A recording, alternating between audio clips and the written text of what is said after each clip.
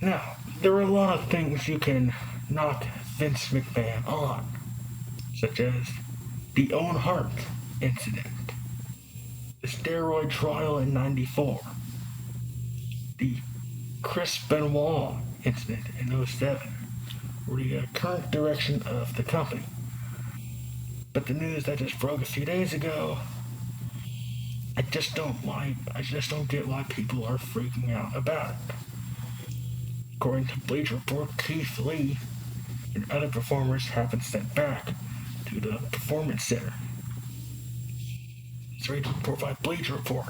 WWE Chairman Vince McMahon has sent these performers back to the Performance Center in Orlando, Florida. Keith Lee, Otis, Amos, Dabba-Kato, and Mace of Retribution. It is noted that Vince McMahon is unhappy with the in-ring work of some of the performers, and yet believes that Keith Lee is not ready for a primetime spot quite yet. The classes at the Performance Center will be on Tuesdays and Thursdays and taught by WWE producer Adam Pearce and Drew Gulak. Now, the majority of wrestlers do belong in the Performance Center. Otis does, Omos does, Dabba-Kato does, Mace does. They haven't really done a whole lot of anything. The biggest fuss that people are making about is Keith Lee. Does he deserve to be in the Performance Center? It's yes and no. If it's short term, like 2-3 weeks, maybe a month, yes, because Keith Lee, he's not a bad wrestler, but he does have issues. It comes to wearing a ridiculous outfit, ridiculous theme song. The majority of his matches end in interference. He lost to Braun Strowman a month ago clean, and last night on Raw he just lost to Miz and Morrison clean. A lot of people are saying that this guy is the it factor. He's the guy that the WWE needs. And people want next year's WrestleMania to be Keith Lee and Brock Lesnar. And to me, if this guy has it, why is he losing to Braun Strowman and the Miz and Morrison? Why does he have a ridiculous theme song and a ridiculous outfit? These guys have issues. They're noticeable, they're apparent, and they need to be fixed. And I feel like that the PC can maybe work with him on those issues. Now, look, I like Keith Lee, but I don't see him as the it factor or the next big thing. To me, it's just, a mid-card. Maybe, they could be this, big, happy, jolly African-American mid-carder that it's just over with the fans. He's there for some big moments, but I don't see him as a part of the main event scene.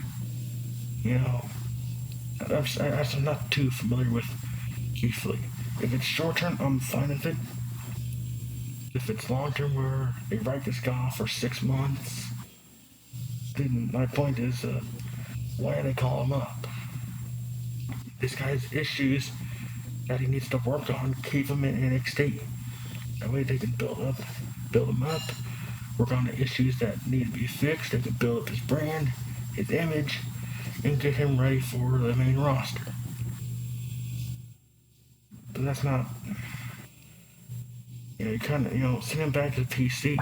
It's kind of erasing everything that he did in the WWE. The least you could do, for instance, get this guy a trainer and train him to be what you want him to be. You don't need to send him back down to the Performance Center. Like I said, you just want him to get him out of your hair. But like I said, if it's short term, I'm fine with it. But if it's like a 6-month long thing where you don't see him till like WrestleMania or the Royal Rumble, then I do have a problem with it. What's the point of calling him up? So, Keith Lee back in the PC. And, first the class is taught by Adam Pearce. Like, who is he? Is he a wrestler? Never heard of him. And Drew Gulak.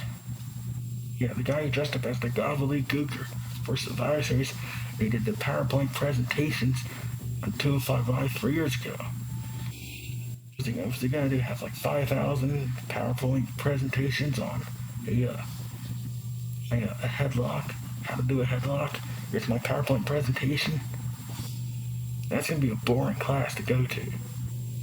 You know, like I said, if it's short term, I'm fine with it. But if it's like a 6 month long deal, it's not worth sending Keith Lee back to the PC.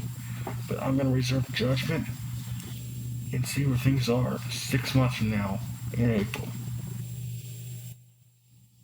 See you guys later. I'm out of here.